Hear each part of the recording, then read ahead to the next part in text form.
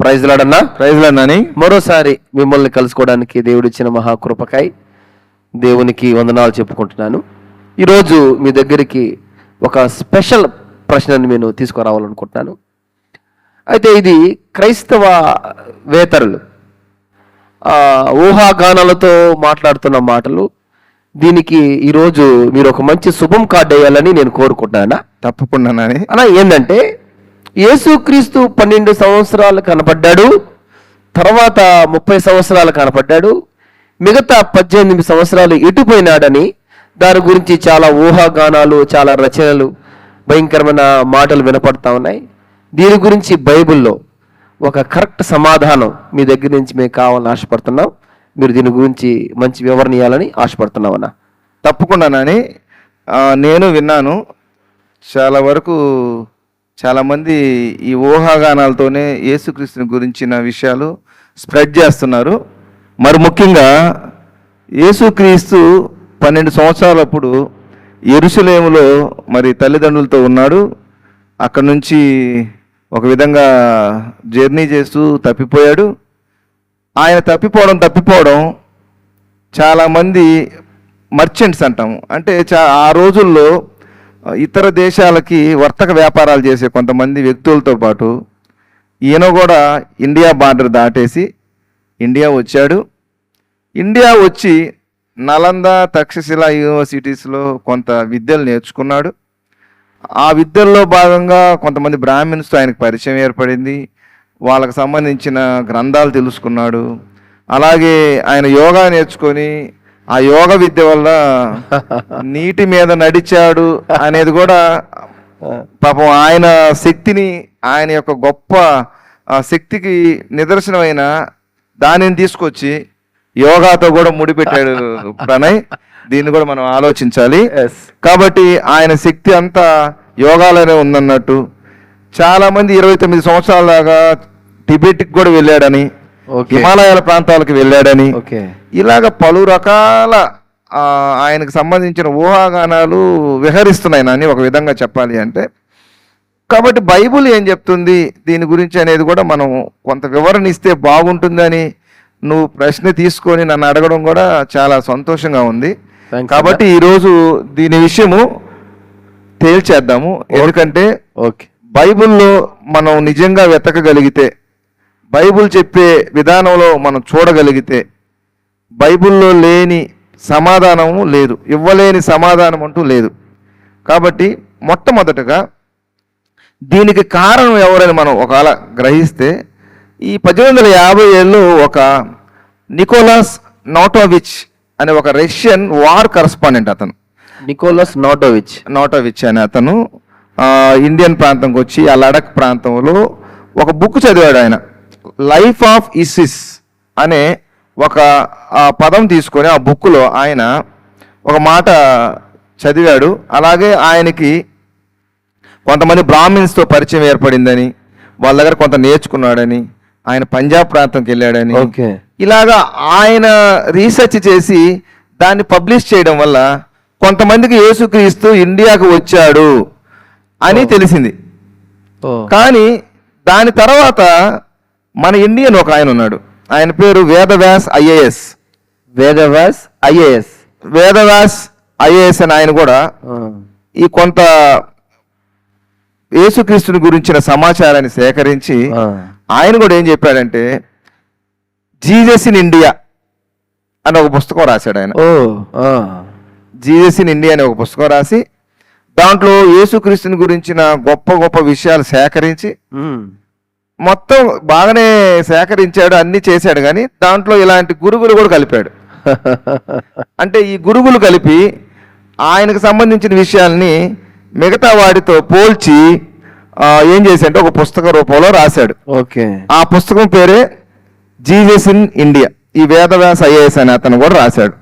వీటన్నిటికీ మూల కారణము ఏంది అంటే, యేసుక్రీస్తుని గురించిన నిజమైన విషయం ఎక్కడుందో అక్కడ చదవకుండా, చుట్టుపక్కల ఉండే ఎవరో ఊహాగానాలతో రాసిన పుస్తకాలు చదవడం వల్ల కొంత అభిప్రాయ భేదాలు, కొంత అబద్ధ సంబంధమైన అవగాహన లేని, పొంతన లేని అపోహలు చుట్టూ తిరగడం మొదలుపెట్టాయి. ఓకే.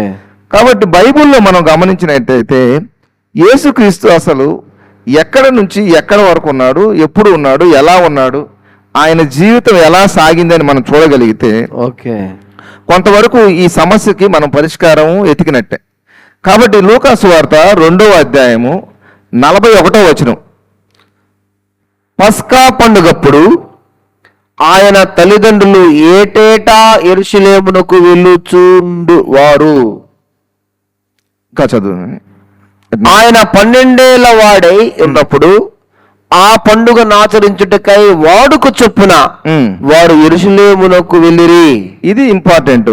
ఇది చాలా మంది తీసుకున్నారు. ఆయన గురించి 12 ఏళ్ల వయసులో వాళ్ళు వాడుక చొప్పున యెరూషలేముకి వెళ్తారు. ఎందుకంటే ప్రతి సంవత్సరము యెరూషలేముకి వెళ్ళడం, అక్కడ వాళ్ళు ఏదైతే దేవునికి సంబంధించిన ఏదన్నా ఇవ్వాలనుకున్నవి కానీ, వాళ్ళ యొక్క తీర్మానాలు కానీ, లేకపోతే దేవునికి కొంత వాళ్ళు ఒప్పుకునే విషయాలు తీర్చుకోవడానికి, మొక్కులు అంటారు కదా, అలాంటివి తీర్చుకోవడానికి ప్రతి సంవత్సరము యెరూషలేముకి వెళ్ళడం, అక్కడ మొక్కులు తీర్చుకోవడం, వాటికి సంబంధించిన ఆచారాలను సంపూర్తి చేయడం వాళ్ళ యొక్క ఆనవాయితీ. ఇలా బాలుడైన యేసుక్రీస్తును కూడా తీసుకొని నజరేతు అనే ఊరు నుండి వాళ్ళు యెరూషలేముకి వెళ్ళినప్పుడు, యెరూషలేములో ఆయన 12 ఏళ్ళగా గలవాడైనప్పుడు, అంటే యెరూషలేములో 12 ఏండ్ల వయసు కలిగినప్పుడు అక్కడ మొత్తం జరిగిన తర్వాత వాళ్ళ తల్లిదండ్రులు ఆ రోజుల్లో మనకిలాగా పెద్ద పెద్ద బండ్లు కానీ లేకపోతే ఏమీ లేవు. ఉంటే గాడిదలు ఉండేవి, లేకపోతే ఒక్కలే బాటసారులుగా నడుచుకుంటూ వచ్చేవాళ్ళు. 1 రోజు కాదు, 2 రోజులు కాదు, 3 రోజులు కాదు, వారం కూడా నడిచేవాళ్ళు. అంటే నడక మీదే సాగేది మొత్తం ప్రయాణం మొత్తం.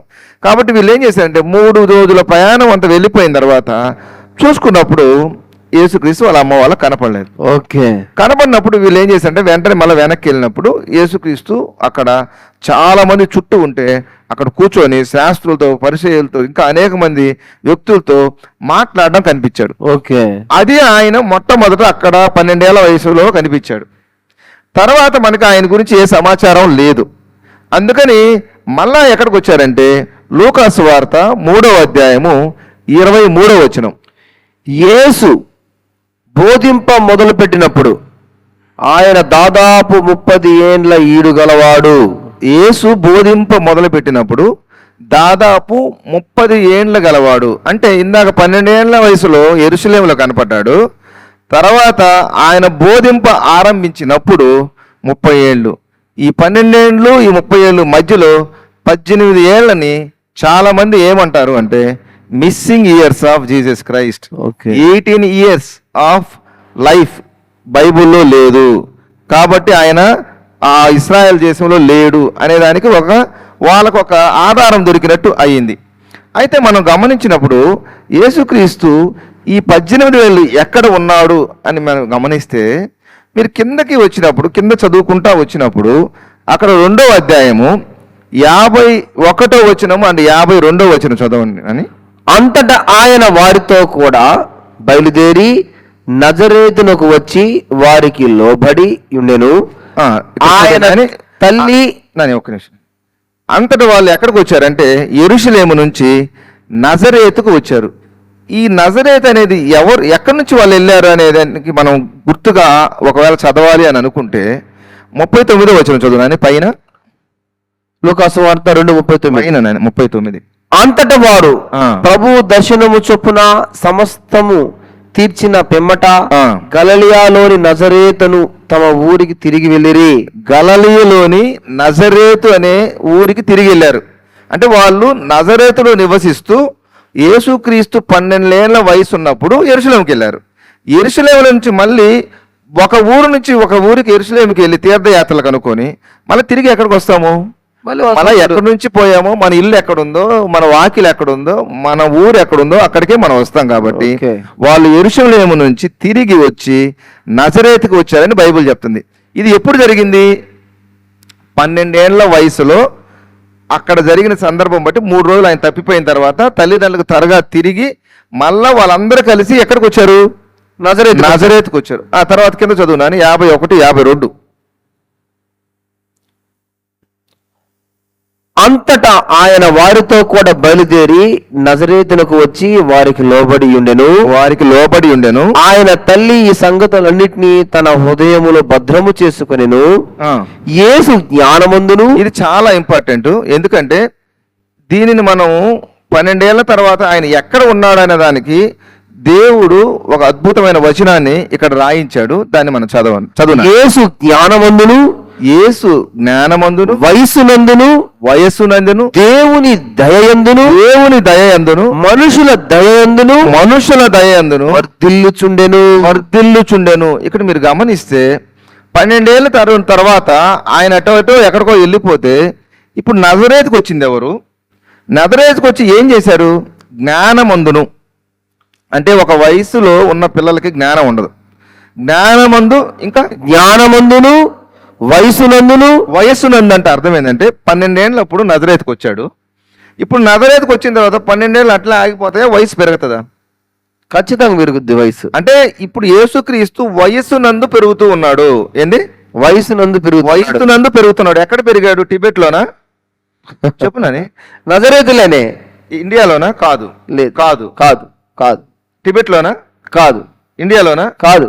మరి ఎక్కడ అని బైబిల్ చెప్తుంది? నజరేతు. కాబట్టి మనందరం గమనించాల్సింది, చాలా మంది బైబిల్ని సరిగా చదవక, లేకపోతే అర్థం చేసుకోక, లేకపోతే ముందుగానే ఒక నిర్ణయం చొప్పున ఎవరో చెప్పింది విని దాన్ని బేస్ చేసుకొని బైబిల్ మీద బురద చల్లాలని, లేకపోతే అపోహలతో, లేకపోతే ఏదో విధంగా మరి రాంగ్ విషయాలను, ఫాల్స్ విషయాలను స్ప్రెడ్ చేస్తున్నారు తప్ప బైబిల్ ఏం చెప్తుందంటే యేసుక్రీస్తు 12 ఏళ్ల వయసులో తన తల్లిదండ్రుల దగ్గర నుంచి నేరుగా వచ్చి నజరేత్ అనే ఊర్లో ఉన్నారు. నజరేతులో ఉండి ఆయన ఏం జరుగుతుందంటే మీరు గమనిస్తే జ్ఞానమందు పెరుగుతున్నాడు, వయసులో కూడా పెరిగాడు. దేవుని దయందును మనుషుల దయందును ఇక్కడ వర్ధిల్లుచున్నాడు. కాబట్టి మనుషుల దయ అంటే అర్థం ఏంటంటే ఆయన 12 ఏళ్ల తర్వాత వచ్చి వయసు పెరిగే కొద్దీ మనుషుల మధ్య జీవించాడు. ఆయన మనుషుల మధ్య జీవించి ఎలా జీవించాడంటే వాళ్ళ తండ్రి వడ్రంగి. ఇప్పుడు ఆయన ఇంట్లో పెద్ద కుమారుడు యేసుక్రీస్తుకి బైబిల్ ప్రకారంగా మరి కన్య మరియకు పుట్టిన తర్వాత యేసేపు మరియమ్మ యొక్క సంసారానికి గుర్తుగా సోదరులు ఉన్నారు, సోదరి మనులు ఉన్నారు. వీళ్ళందరూ కలిపి ఒక చోట జీవించినప్పుడు యేసుక్రీస్తు పెద్దవాడుగా దాన్ని మనం ఎలా చెప్పగలం అంటే యేసుక్రీస్తు సిలువలో ఒక మాట అన్నాడు, అమ్మా ఇదిగో నీ కుమారుడు, అయ్యా ఇదిగో నీ తల్లి అన్నాడు. అంటే ఇక్కడ అర్థం ఏంటంటే యూదుల చరిత్రలో ఒక వ్యక్తి ఇంకొక వ్యక్తి నుంచి విడగొట్టకూడదు, భార్యాభర్తలు విడగొట్టకూడదు. కానీ యేసుక్రీస్తు తన ముఖ్య శిష్యుడైన యోహానికి వాళ్ళ అమ్మను అప్పచెప్పిన సందర్భంలో మనమేమి అర్థం చేసుకోవాలి అంటే అక్కడ యేసేపు గారు చనిపోయారు. యేసేపు గారు చనిపోయిన తర్వాత ఆయన పెద్ద కుమారుడుగా బైబిల్లో ప్రకారం ఆయన వడ్రంగిగా ఎంతో మరి బాధ్యతాయుతమైన కుమారుడుగా ఇంటిని కాపాడాడు, ఇంటిని చూసుకున్నాడు. వయసులో వర్ధిల్లుతూ మనుషుల దయందును, ఇక్కడ మనుషుల దయందును అంటే ఇక్కడ మనం అర్థం చేసుకోవచ్చు. వాడు చూడు, ఒక వ్యక్తి మామూలుగా లోకల్గా వాళ్ళ నాన్న చనిపోయినప్పుడు ఇంట్లో వాళ్ళ బాధ్యత తన నెత్తి మీద ఎత్తుకొని తను జీవిస్తున్నప్పుడు వాళ్ళు ఏమంటారంటే మనుషులు, ఇతను ఎంత మంచివాడు, లేకపోతే ఇతను ఎంత గొప్పవాడు, తండ్రి చనిపోయిన తర్వాత తన ఇంటి బాధ్యతను ఇతను మోస్తున్నాడు అనే గొప్ప భావంతో కూడా అక్కడ అని ఉండొచ్చు. ఎందుకంటే వయసునందు ఎక్కడ పెరిగాడు? నజరేతులో పెరిగాడు. ఇండియాలో పెరగలేదు, టిబెట్లో పెరగలేదు, వయసునందు వర్ధిల్లుచున్నాడు. కాబట్టి మీరు బైబిల్లో గమనిస్తే ఇదంతా అయిన తర్వాత వర్ధిల్లుతూ ఒకరోజు యేసుక్రీస్తు ఎక్కడికి వచ్చాడంటే యోర్దాను నదీ ప్రాంతానికి వచ్చాడు. యోర్దాను నదీ ప్రాంతానికి వచ్చినప్పుడు అక్కడ యోహాను అనే భక్తుడు బాప్తిస్మం ఇస్తున్నప్పుడు ఆయన కూడా అక్కడికి వచ్చి బాప్తిస్మం తీసుకోవడానికి వచ్చాడు. మీరు గమనించినప్పుడు ఆ సమయంలో ఆయనకు వయసు 30 ఏళ్ళు. అంటే 12 సంవత్సరాల్లో తప్పిపోయాడు అనుకున్న వ్యక్తి మళ్ళా తిరిగి వచ్చి నజరేతు అనే ఊర్లో ఉంటూ తాను పెరిగిన అంటే తాను చిన్నప్పటి నుంచి ఉన్న ఆ నజరేత్ అనే ఊరికి వచ్చి వయస్సులో పెరిగాడు, జ్ఞానంలో పెరిగాడు, మనుషుల దయలో పెరిగాడు, దేవుని దయలో పెరిగాడు. 30 ఏళ్ళప్పుడు తిరిగి ఆయన యోర్దాను ప్రాంతానికి వచ్చి దేవుడు అప్పచెప్పిన పని చేయడానికి ఆయన బాప్తిసం తీసుకున్నాడు.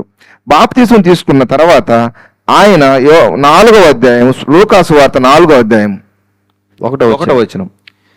యేసు పరిశుద్ధాత్మ పూర్ణుడై యోర్దాను నది నుండి తిరిగి వచ్చి 40 దినములు ఆత్మచేత అరణ్యములో నడిపింపబడి 40 దినములు ఆత్మచేత అంటే ఇక్కడ మీరు గమనిస్తే ఆయన యోర్దాను నదికి వచ్చి బాప్తిసం పొందిన తర్వాత అక్కడ 40 దినములు అంటే ఇక్కడ 30 సంవత్సరాల అప్పుడు యోర్దాను ప్రాంతానికి వచ్చి ఆయన ఏం చేశాడు? బాప్తిసం తీసుకున్నాడు. కాబట్టి యేసుక్రీస్తు ఇండియాకి రాలేదు, యేసుక్రీస్తు టిబెట్కి వెళ్ళలేదు. కేవలము యెరూషలేము నుండి నేరుగా ఆయన తల్లిదండ్రులు వాళ్ళ ఇల్లు ఉండే నజరేతుకి వెళ్ళాడు. మీరు ఇదంతా గమనించిన తర్వాత దీనికి ఇంకా మనం రుజువు చేసుకోవాలి, ఇంకా దాన్ని రుజువు పొందాలి అంటే మీరు గమనించాలి. లూకాసు వార్త 4వ అధ్యాయము 16వ వచనము 17వ వచనము చదువునా లేదా? అప్పుడు యేసు ఆత్మ బలముతో గలిలయకు తిరిగి వెళ్ళెను. అప్పుడు యేసు ఆత్మ బలముతో గలిలయకు తిరిగి వెళ్ళెను. ఆయనను గూర్చిన సమాచారం ఆ ప్రదేశమంతటా వ్యాపించెను. తరువాత ఆయన తాను పెరిగిన నజరేతునకు వచ్చెను. ఇది చాలా ఇంపార్టెంట్. 30 ఏళ్ల తర్వాత ఆయన బాప్తిసం పొంది తిరిగి గలిలయ ప్రాంతంకి వెళ్ళినప్పుడు అనేక జన సమూహం ఆయన దగ్గరకు వచ్చారు. ఆయన ఎక్కడికి వెళ్ళాడు అని చెప్తుందంటే బైబిల్ చదువునని లూకాసు వార్త 4:14 వచనం 16 వచనం చదువునని. అప్పుడు యేసు ఆత్మ బలముతో గలిలయకు తిరిగి వెళ్ళెను. ఆయనను గూర్చిన సమాచారం ఆ ప్రదేశమంతటా వ్యాపించెను. తరువాత ఆయన తాను పెరిగిన నజరేతునకు వచ్చెను. ఇది చాలా ఇంపార్టెంట్. తాను పెరిగిన ఎక్కడ పెరిగాడు? తాను పెరిగిన నజరేతుకి. ఎప్పుడు పెరిగాడు? 12 ఏళ్ల వయసులో యెరూషలేములో ఉన్నాడు. తర్వాత నజరేతుకు వచ్చి వయసునందును దేవుని దయందును మనుషుల దయందును వర్ధిల్లుచూ ఉన్నాడు. దాని క్లియర్ మీనింగ్ మళ్ళా మనకి పరిశుద్ధాత్మ దేవుడు ఇక్కడ రాయించాడు. ఆయన గలిలయకు వచ్చిన తర్వాత గలిలయలోని ఒక ప్రదేశము నజరేతు, తాను పెరిగిన నజరేతుకు వచ్చెను. కాబట్టి యేసుక్రీస్తు ఎక్కడ పెరిగాడు 12 ఏళ్ల వయసు నుంచి అంటే నజరేతులో పెరిగాడని బైబిల్ చెప్తుంది. 12 ఏళ్ల తర్వాత నజరేతులో పెరిగి పెద్దవాడై 30 ఏళ్ల వయసులో ఆయన బాప్తిసం తీసుకొని తన యొక్క పరిచర్యను మొదలుపెట్టాడు. కాబట్టి 12 ఏళ్ల వయసులో యెరూషలేములో, తర్వాత నజరేతులో పెరిగి ఆయన బాప్తిసం 30 ఏళ్ల వయసులో తీసుకొని తిరిగి దేవుని యొక్క సేవ ప్రారంభించి అరణ్యముకు వెళ్ళాడని బైబిల్ చెప్తుంది. ఆయన తాను పెరిగిన నజరేతుకు వచ్చాడు. ఆయన పెరిగిన ఇండియాకి వెళ్ళలేదు, ఆయన పెరిగిన టిబెట్కి వెళ్ళలేదు. కాబట్టి బైబిల్ ప్రకారము యేసుక్రీస్తు యొక్క 18 సంవత్సరాలు ఎక్కడ మిస్ అవ్వలేదు.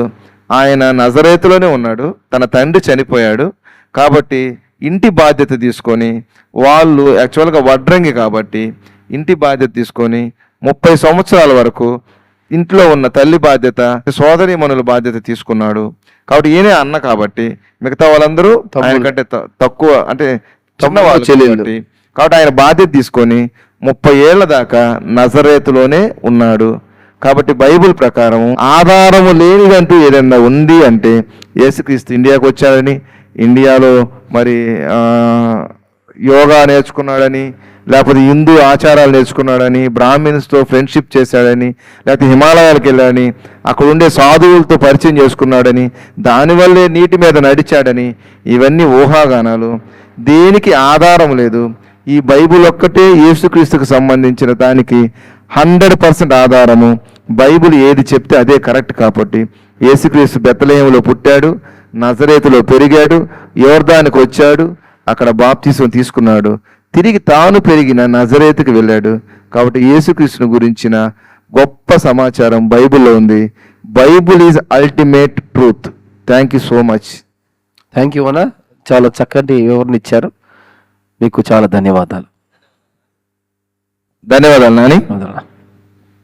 ఇప్పుడు దాకా విన్న ప్రేక్షకులందరికీ ధన్యవాదాలు. మీరు విన్న ఈ మెసేజ్లో మీకు ఏదైనా సందేహాలు ఉంటే, అదేవిధంగా ఏదైనా ప్రశ్నలున్నా వెనక కనపడుతున్న స్క్రీన్పై కనపడుతున్న నెంబర్లకు వాట్సాప్ ఉంది, మీరు మెసేజ్ చేయగలరు. ఏదైనా ఫోన్ చేయాలనుకుంటే నా నెంబర్కు మీరు ఫోన్ చేసి మీ ప్రశ్నలు ఇవ్వాల్సిందిగా మిమ్మల్ని కోరుకుంటున్నాం. మీకు ధన్యవాదాలు.